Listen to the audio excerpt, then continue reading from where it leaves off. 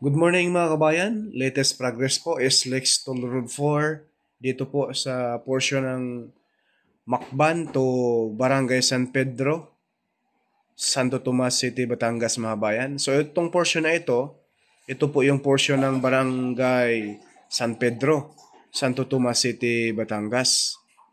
So napakalapad mga kabayan. So ito po ay subdivision dati. Ngayon ay wala na.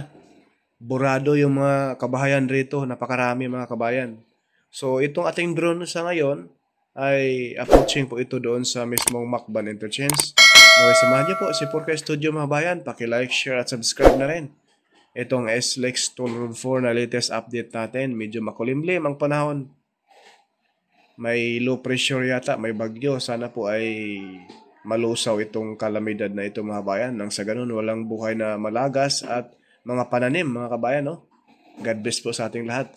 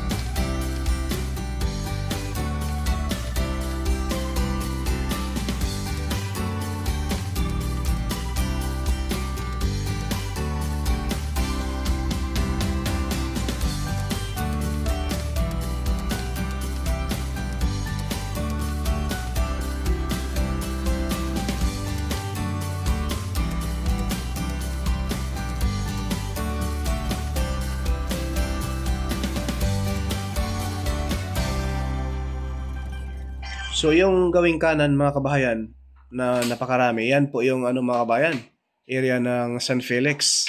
At dyan na po yung kanto ng papuntang San Felix. Bago mag San Felix mga kabayan, ayan po dito sa bandang area na ito ay papasok sa may Padre Pio Church, no?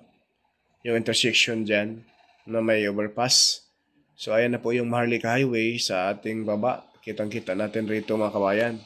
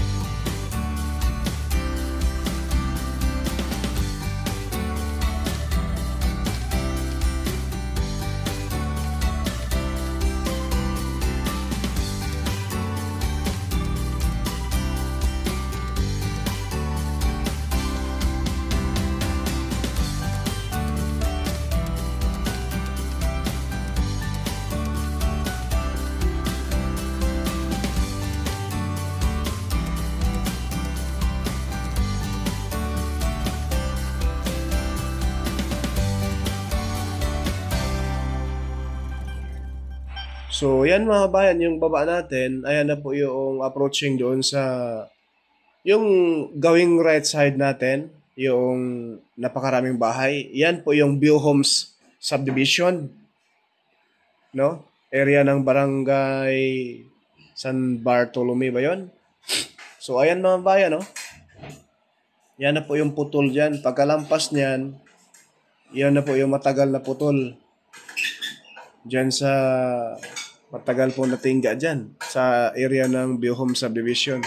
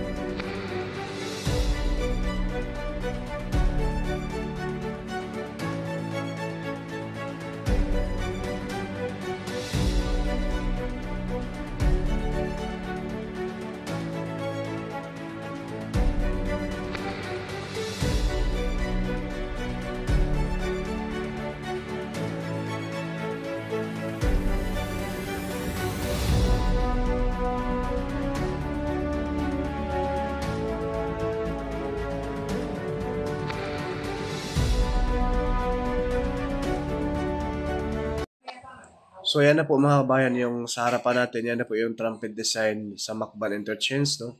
So, naka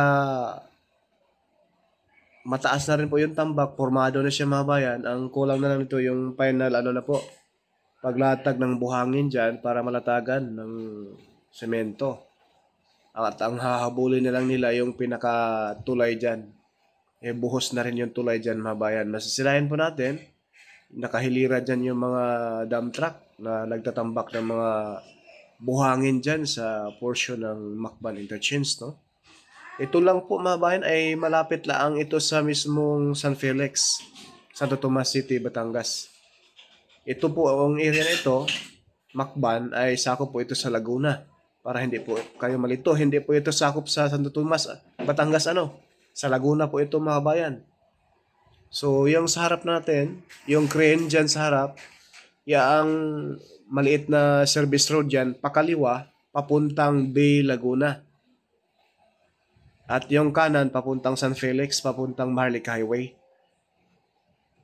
At saka itong area na ito mga bayan, pag sobrang traffic ang Los Baños, pwede kayo dumaan sa Bay Laguna, tagos na rito sa San Felix, Santo Tomas City, Batangas. Iwas traffic sa Los Baños.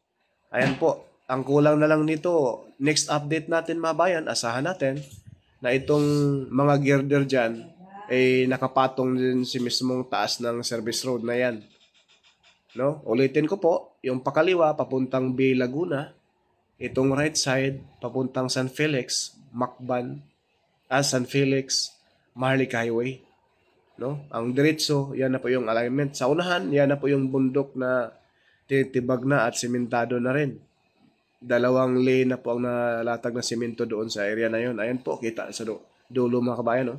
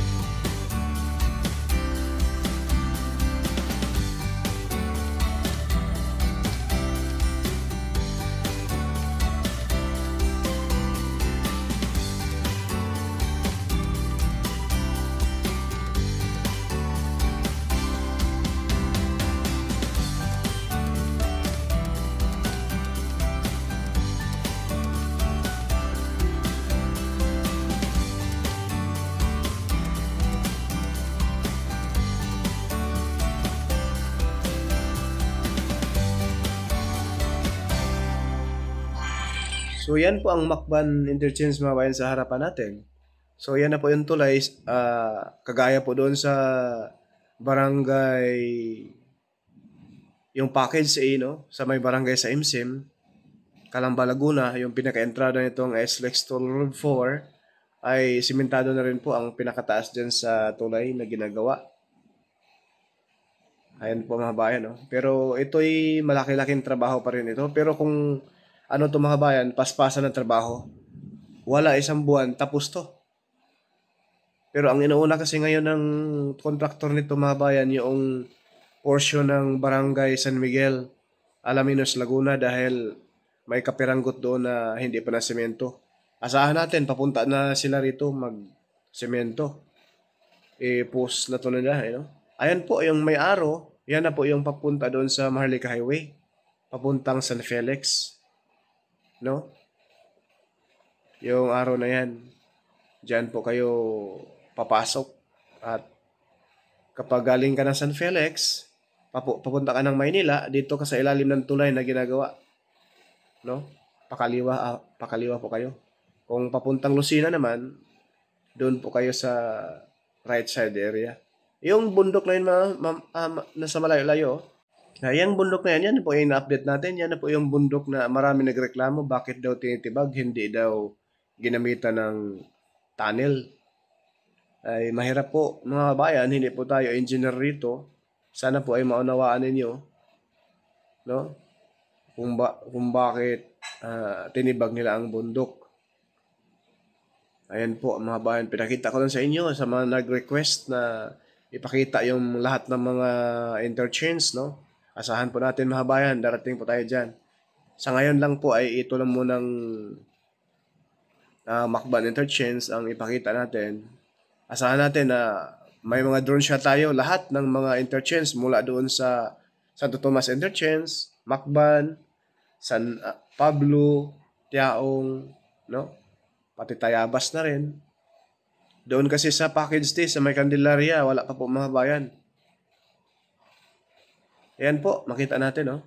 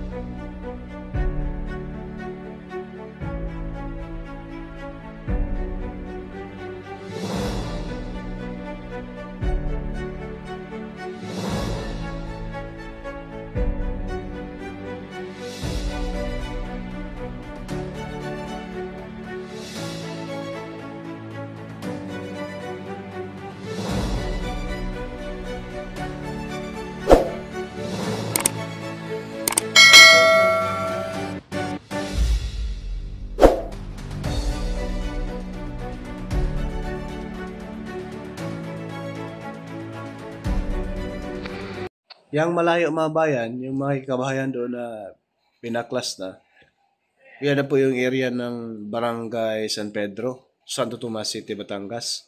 Yan na po yung alignment, oh. Maraming bahay dyan na tamaan mga bayan papunta rito sa Macban Interchange. Doon po tayo kanina nagpalipad. Yan lang po ang latest update natin dito sa package A to Macban Interchange. Maraming salamat at God bless po sa ating lahat.